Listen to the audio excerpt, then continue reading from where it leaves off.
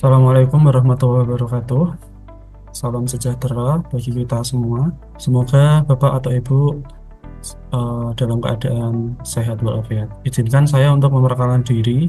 Nama saya Muhammad Hasan Basori dengan NIDN 0608069101. Pada kesempatan kali ini, saya akan memaparkan pernyataan diri dosen dalam unjuk kerja Tridharma Perguruan Tinggi PDD UKT PT. Video ini terbagi menjadi dua bagian.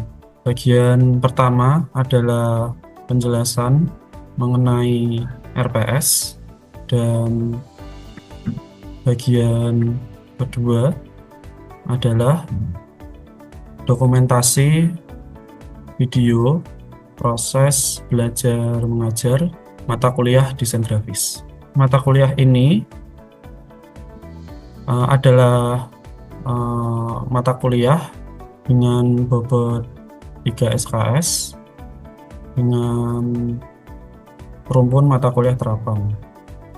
Dosen pengembang RPS adalah saya sendiri, Muhammad Hasan Basori. Ketua program studi adalah Dr. Lisa Mardiana MIKOM. Mata kuliah ini diambil oleh mahasiswa pada semester 3. Capaian pembelajaran mata kuliah ini diantaranya adalah mahasiswa mampu mendefinisikan dan menentukan unsur-unsur desain grafis.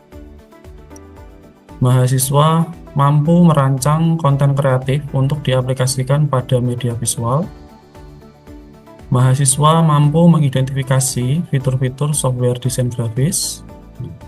Mahasiswa mampu mendesain menggunakan software desain grafis. Dan CPMK yang terakhir, mahasiswa mampu mendesain karya komunikasi visual dengan format output pada media cetak atau media digital. Deskripsi singkat mengenai mata kuliah desain grafis. Mata kuliah ini akan membekali mahasiswa dalam aspek kognitif dan psikomotorik, yaitu keterampilan mengkonsep produk visual yang isinya menyampaikan isi pesan komunikasi dan keterampilan dalam melakukan editing gambar yang berbasis bitmap dengan menggunakan Adobe Photoshop dan pembuatan gambar vektor dengan menggunakan CorelDRAW yang nantinya akan diaplikasikan dalam keterampilan membuat desain, baik itu infografis, poster, logo, tipografi, katalog, dan produk desain grafis lainnya. Bahan kajian materi pembelajaran dari mata kuliah ini diantaranya pengetahuan dasar ruang lingkup dan prinsip-prinsip desain grafis, mengidentifikasi unsur-unsur dalam desain grafis, penggunaan tools yang ada dalam software desain grafis, teknik-teknik dalam desain grafis, mengklasifikasikan macam-macam desain berbasis vektor, membuat desain berbasis vektor, elemen-elemen visual layout, membuat desain layout landing page, membuat desain logo untuk suatu produk barang atau jasa, mengklasifikasikan macam-macam desain tipografi, membuat desain tipografi, mengklasifikasikan macam-macam desain poster, membuat sebuah desain poster, dan membuat desain e-katalog. Materi pembelajaran dari poin 1 sampai 7 akan dipelajari oleh mahasiswa pada paruh semester atau dari pertemuan pertama sampai mid semester. Kemudian poin 8 sampai poin ke-14 mahasiswa akan mempelajarinya setelah mid semester sampai akhir semester. Untuk media pembelajarannya diantaranya unit komputer, LCD, dan juga proyektor. Lalu untuk referensi utama itu dari Widya Andreas James Darmawan tentang pengantar desain grafis, kemudian Bahwa yang isinya tentang Principle of Logo Design, terus CorelDRAW User Guide, dan Adobe Photoshop Help and Tutorial. Kemudian mata kuliah prasyarat yang harus ditempuh dulu oleh mahasiswa sebelum mengambil mata kuliah desain grafis pada semester 3 adalah dasar-dasar komputasi. Kemudian kita akan lanjut ke bagian kedua dari video ini, yaitu terkait proses belajar mengajar di mata kuliah desain grafis. Mohon perhatiannya. Assalamualaikum warahmatullahi wabarakatuh. Waalaikumsalam. Waalaikumsalam warahmatullahi wabarakatuh. Baik, selamat pagi ya. Salam sejahtera bagi kita semua ya. Semoga kalian semua dalam keadaan sehat-sehat aja, tidak kekurangan satu apapun ya. Hari ini adalah pertemuan kedua ya pada mata kuliah desain grafis. Nah, pada pertemuan kali ini saya akan membahas eh, materi tentang unsur-unsur dalam desain grafis. Materi ini adalah materi lanjutan dari pertemuan sebelumnya yang membahas tentang kontrak kuliah dan pengenalan tentang mata kuliah desain grafis ini.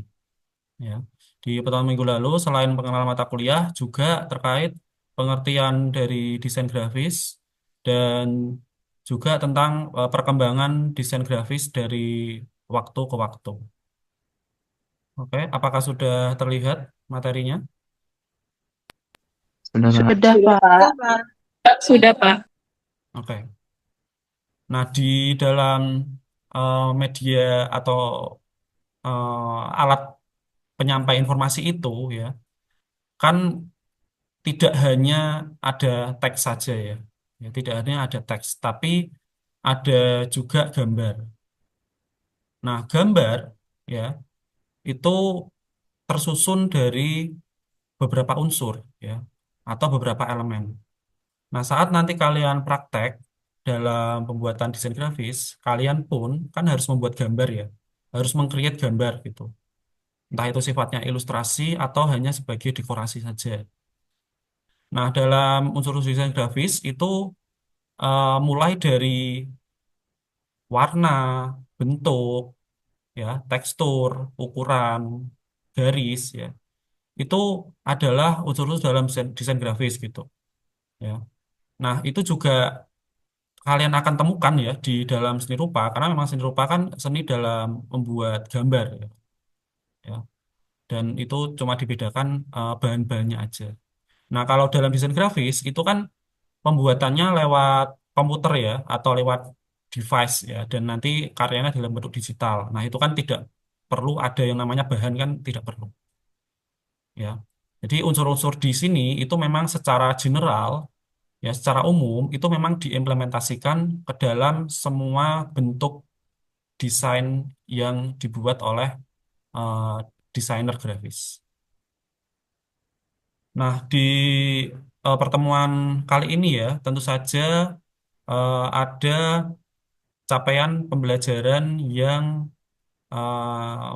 akan kita capai ya gitu ya di pertemuan kali ini ya. Ya, yaitu mahasiswa ya nanti akan mampu ya mengetahui unsur-unsur dalam desain grafis. Kemudian mahasiswa eh, nanti juga bisa mengenal gitu ya penggunaan unsur-unsur desain grafis pada sebuah media informasi atau media visual. Ya. Nah, kita langsung aja mulai dari unsur garis ya. Nah, di sini mulai dari garis ya. Garis itu merupakan unsur dasar dalam sebuah desain ya. Unsur garis itu adalah unsur yang merupakan titik atau poin yang saling berhubungan dengan titik poin lainnya, sehingga membentuk sebuah gambar dalam bentuk garis ya, seperti garis lurus, garis lengkung, zigzag gitu ya, atau bahkan tidak beraturan gitu. Ya, kalau garisnya itu memang geometris ya berarti ada garis horizontal, vertikal, dan diagonal. Nah, bahkan dalam unsur garis pun ya, kalian bisa membentuk suatu konsep gambar yang punya fungsinya tersendiri. Ya. Hanya dengan menggunakan unsur garis aja. Nah, misalnya dalam contoh ini ya, ada dua bentuk unsur garis di sini. Yang pertama adalah bentuk garis lurus ya secara general, ada unsur garis lengkung ya. Mungkin kalian bisa menebak gitu ya. Kalau misalnya menggunakan bentuk garis seperti ini, cocoknya untuk desain apa kira-kira? Ya, coba ada yang bisa memberikan pendapatnya di sini. Vinia mungkin.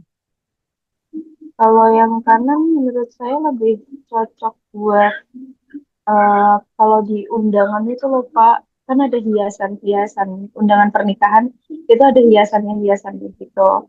Kalau yang kiri itu kalau misalnya kita pakai yang garis besarnya aja, bukan yang garis kecil-kecilnya, itu bisa dipakai buat jendela mozaik itu loh Pak. Itu menurut saya bagus sih Pak.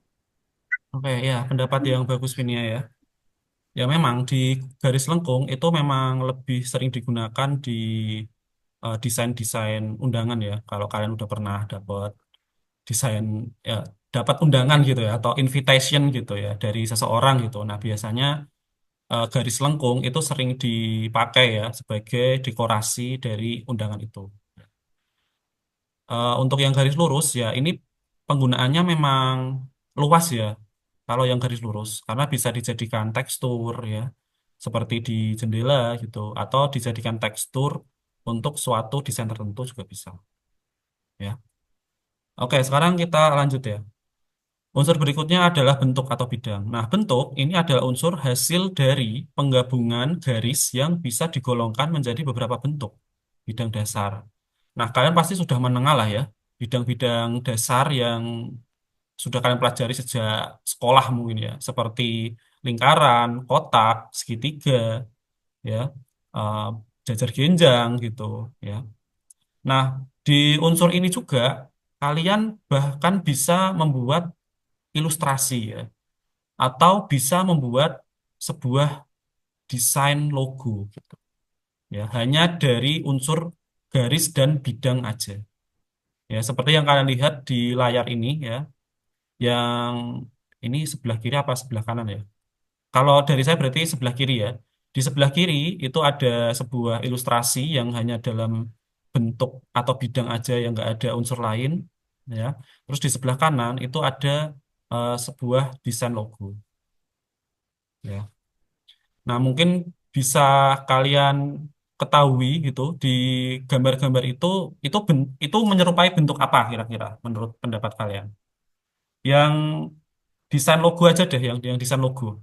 Yang desain logo itu menurut kalian itu bentuk apa? Rusak, Pak. Rusa ya. Rusak Kenapa kenapa kenapa bentuk rusa? Emang ciri khasnya apa di situ? di tanduknya. Di tanduknya ya. Nah, itu kan sangat sederhana ya. Bentuknya sederhana dan tidak ada warna bahkan ya. Tapi orang-orang itu langsung tahu gitu. Ya, itu rusa karena ada ciri khas bentuk tanduknya. Nah, kemudian di sebelahnya itu ada ilustrasi ya. Nah, kalian juga pasti bisa melihat beberapa bentuk yang ada di dalam ilustrasi itu kan. Nah, apa aja itu yang kalian lihat di ilustrasinya itu bentuk-bentuknya? Ada apa aja? Gajah, Ada gajah, gajah, orang, planet, orang, bulan, planet, roket, ada roket ya. Itu alam dengan semesta. ya itu betul semua ya. Ya, kalian pasti kalau misalnya pernah melihat bentuk itu pasti kalian akan bisa menebak gitu itu bentuk apa. Ya, kecuali kalau kalian belum pernah melihat bentuk itu ya. Nah, itu apa artinya ya? Artinya orang-orang itu tidak memaknai sesuatu itu secara utuh ya. Tidak secara utuh, tapi secara parsial aja gitu.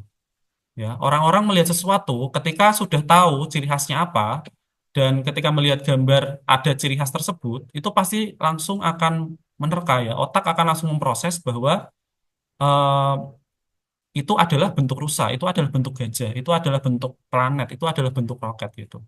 ya. Nah, ketika nanti kalian membuat desain ya, unsur bentuk ini sangat penting diperhatikan bahwa bentuk yang kalian desain, bentuk yang kalian buat itu harus ada ciri khasnya dan itu mudah dikenali oleh orang-orang. Nah, kuncinya di situ. Kemudian kita lanjut ke unsur berikutnya ya, yang dinamakan dengan tekstur. Nah, tekstur itu merupakan sebuah tampilan yang visualisasinya itu seperti menyerupai eh, permukaan ya. Permukaan atau corak pola tertentu yang bisa dilihat oleh mata manusia.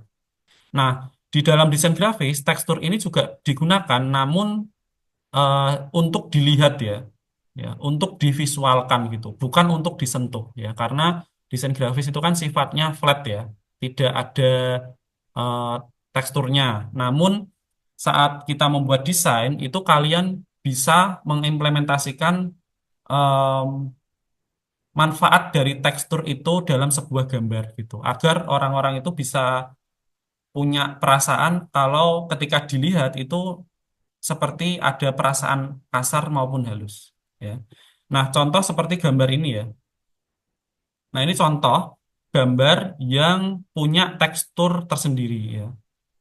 Ya, di sini ada dua gambar yang pastinya teksturnya berbeda ya. Nah, coba Dava, menurutmu ini gambar yang saya tunjukkan teksturnya itu tekstur dari benda apa kira-kira? Ya, atau objek apa? Kalau yang kiri itu eh, kayak kertas Pak, kayak kelihatan kasar gitu. Hmm. Kalau yang satunya? Kalau yang satunya itu mungkin lebih kayak, kalau dari sepenglihatan saya kayak kaca gitu Pak, jadi kayak berembun gitu. Ya, kayak berembun gitu ya. Ya, ya Iya. terima kasih Dawa. Itu betul semua ya. Ya, walaupun mungkin ada yang menjawab berbeda, tapi kalau saya sih eh, eh, tetap membenarkan apa yang dikatakan oleh Dava ya. Kalau yang kiri itu adalah tekstur dari sebuah kertas yang lecek gitu ya. Jadi kelihatan kasar. Terus yang sebelah kanan itu adalah tekstur dari eh, ini ya, embun ya, bisa dikatakan embun ya, atau bisa dikatakan sebagai cahaya gitu ya, cahaya yang bertebaran. Oke. Nah, kemudian unsur berikutnya ya, yaitu ruang space. Nah, ini unsur yang agak abstrak ya, karena ini tidak ada bentuk ya, tapi em, jarak gitu, jarak atau mungkin bagian yang itu akan kalian gunakan untuk mengisi unsur-unsur visual lainnya. Ya. Ruang ini yang mengatur jarak atau tolok ukur antara elemen-elemen visual yang ada di dalam desain. Ya, elemen-elemen visual itu kan seperti objek, background, dan juga teksnya ya. Nah, perpaduan dari unsur atau elemen visual tersebut itu kan harus kalian tata, harus kalian komposisikan ya. Dan nantinya akan menjadi sebuah desain yang informatif dan menarik gitu. Nah, kalian membutuhkan unsur ini ya, unsur ruang ini untuk mengatur jarak antar elemen visualnya ya. Tidak boleh saling atau terlalu dekat satu sama lain ya. Itu namanya unsur ruang. Nah, contoh ini adalah sebuah desain yang udah jadi ya, udah selesai gitu, yaitu desain poster. Nah, di desain ini memang backgroundnya itu tidak aneh-aneh, hanya background polos warna hitam. Nah, ini saya gunakan supaya kalian tahu gitu ya. Di warna hitam itu adalah space-nya atau ruangnya ya. Ruang kosong yang memang tidak untuk diisi apapun ya. Nah, itu kan ada gambar, ada teks ya dan lain-lain. Nah, itu kan harus kalian tata, harus kalian atur agar tidak bersenggolan satu sama lain kan ya. Setiap unsur visual itu tidak boleh terlalu dekat gitu ya. Harus diatur jaraknya. Nah, jarak itu disebut sebagai ruang. Kemudian unsur berikutnya adalah ukuran. Nah, kalau ukuran ini adalah unsur yang sangat penting dalam desain grafis di mana kalian harus mengatur panjang pendeknya, tinggi rendahnya, atau besar kecilnya suatu objek ya. Objek yang mau diperlihatkan itu harus ditonjolkan ya. Contohnya seperti deskripsi gambar yang tidak lebih besar dari gambar itu sendiri. Nah, ini adalah contoh desain yang udah jadi juga ya. Ya, ini adalah desain kaos di mana ukuran dari ilustrasi itu harus yang paling besar daripada ukuran objek lainnya ya. Karena ini adalah desain kaos untuk anak-anak, tentu saja anak-anak itu kan pasti suka yang namanya gambar. Jadi gambarnya itu harus lebih besar dibandingkan teksnya. Nah, kalian pun juga harus mengatur ukuran dari tiap objek yang dimasukkan ke dalam sebuah desain. Kemudian yang berikutnya adalah warna. Nah, warna itu adalah salah satu unsur yang paling kompleks dari semua unsur ya, karena ketika kita ingin mewarnai suatu desain, kita harus tahu gitu ya, warna apa yang cocok untuk ditonton ya, atau dilihat oleh orang-orang. Karena ketika kita membuat desain, kita harus objektif gitu ya. Ya, kira-kira orang-orang itu suka dengan warna apa, preferensinya apa gitu. Nah, ketika kalian mengatur warna, kalian pun juga harus menentukan gitu, kira-kira berapa warna yang harus kita gunakan dalam sebuah desain ya. Kita tidak bisa menggunakan semua warna sekaligus ya. Kita harus menentukannya. Nah, kalian bisa contohnya ya melihat sebuah film gitu ya, sebuah film khususnya film animasi gitu, karena pasti akan melihat eh, film tersebut menggunakan warna-warna yang sangat kontras gitu ya satu sama lain, dan pasti tiap warna itu punya maknanya tersendiri ya. Contoh ini adalah penelitian yang pernah saya lakukan pada sebuah film Angry Bird ya. Nah, setiap karakter itu kan pasti punya warna yang tersendiri dan berkaitan dengan emosi atau ini ya, perangai atau sifat dari karakternya. Nah, kemudian yang berikutnya adalah gelap terang. Ya, ini adalah unsur terakhir dalam elemen visual ya, di mana gelap terang ini mengatur eh, ini ya, tinggi rendahnya intensitas eh, cahaya ya, atau intensitas dari pewarnaannya ya. Keahlian kalian itu dibutuhkan untuk mengatur value pada desain yang dibuat dengan skala gelap terang yang tepat gitu. Nah, contohnya seperti ini ya. Ini adalah contoh desain yang ada dalam sebuah slide presentasi ya. Nah, slide presentasi ini ya, kalian bisa lihat backgroundnya itu background foto ya. Ada banyak orang di situ, ada banyak warna di situ. Nah, ketika kalian menggunakan background seperti itu, yang ramai seperti itu, kalian bisa menggunakan value atau gelap terang yang memang kalian atur agar intensitas cahaya atau terang ya dari gambarnya itu diturunkan gitu, agar teksnya bisa terbaca dengan baik. Ya, nah warna dari teksnya itu pun juga harus kalian atur agar bisa terbaca gitu ya. Ini paling mudah menggunakan warna putih gitu. Ya, kalian pasti bisa membaca tulisannya itu ya tanpa perlu bersusah payah. Nah, ketika kalian bisa menerapkan unsur desain grafis yang baik ya, tentunya media informasi yang kalian desain itu akan terbaca dan bisa dipahami dengan baik oleh orang-orang. Masalahnya ya, tidak semua media informasi itu bisa terbaca dengan baik atau bisa menarik gitu ya oleh orang-orang. Nah, seperti contoh yang ada di sini ya. Ini adalah sebuah gambar yang saya ambil dari salah satu sudut di Kota Lama.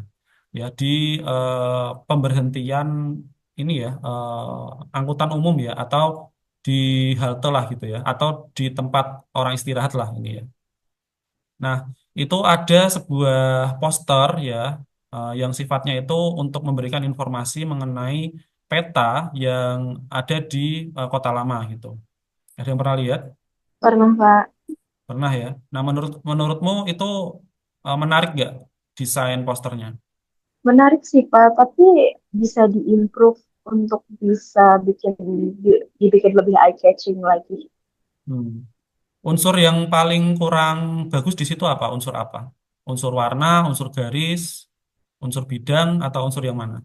Kalau saya di warnanya sih, Pak, warnanya tuh terlalu ngeblend gitu. Sama, Terlalu ngeblend dengan itu ya dengan lingkungannya ya.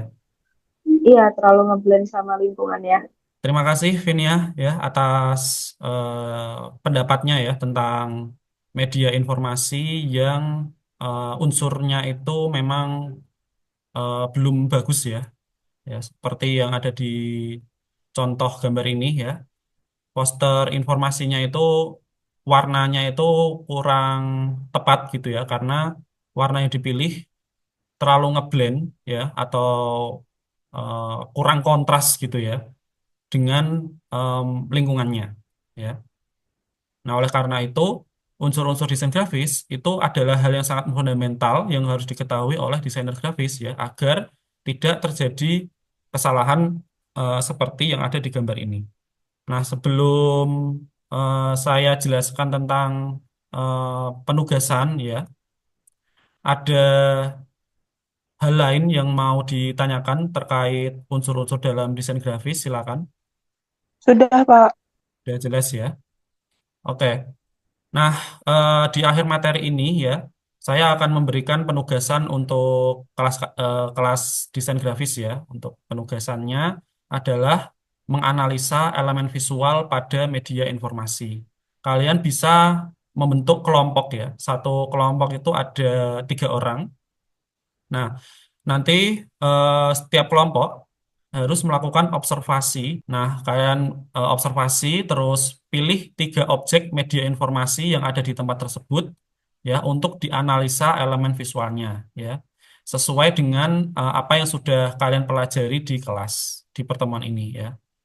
Nah, setelah kalian observasi dan analisa, kumpulkan hasil analisa kalian dan observasi kalian itu dalam bentuk laporan analisa dengan format PDF dan nanti dikumpulkan minggu depan. Silakan kalau ada yang mau bertanya terkait penugasan kali ini. Izin bertanya, Pak. Ya, Isna, silakan. Terkait itu kan memilih 3 objek yang ada di lokasi-lokasi tertentu ya, Pak. Apakah boleh jika 3 objek itu memiliki fungsi yang sama? Semisal tadi di Kota Lama itu kan dia sebagai penunjuk arah peta. Apakah boleh jika 3 objek itu dalam tujuan yang sama, Pak? Ataukah boleh bebas? Boleh kok. Misalnya di dalam satu tempat itu memang media informasinya itu, misalnya ini ya, misalnya penunjuk arah, terus papan informasi gitu, rambu-rambu gitu ya misalnya, itu kan 3 objek ya.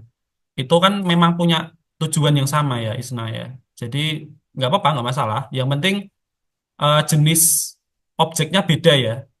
Baik, Pak. Oke, ada yang lain yang mau tanya? Silakan terkait penugasannya. Sudah, Pak. Oke. Sudah, Pak. Oke, nanti dikumpulkan eh, di link Google Drive ya. Ya, link Google Drive-nya nanti akan saya siapkan dan saya bagikan di WA grup kelas. Ya. Nah, sekarang sudah di akhir pertemuan ya. Materi sudah saya sampaikan dan penugasan juga sudah saya instruksikan ya. Tibalah waktunya di eh, penghujung kelas ya. Terima kasih ya sudah memperhatikan selama perkuliahan dan eh, semoga bisa dikerjakan dengan baik ya tugasnya. Kita jumpa lagi ya di pertemuan berikutnya ya next week ya. Semoga kalian selalu sehat dan bisa bertemu lagi di kelas ya. Assalamualaikum warahmatullahi wabarakatuh. Waalaikumsalam warahmatullahi wabarakatuh. Terima kasih, Pak. Terima kasih, Pak. Terima kasih, Pak. Demikian video saya tentang pernyataan diri dosen dalam unjuk kerja Tridharma Perguruan Tinggi bidang pengajaran. Semoga video ini memenuhi penilaian Cerdas Smart 2025. Sekian dari saya. Terima kasih atas perhatiannya. Assalamualaikum warahmatullahi wabarakatuh.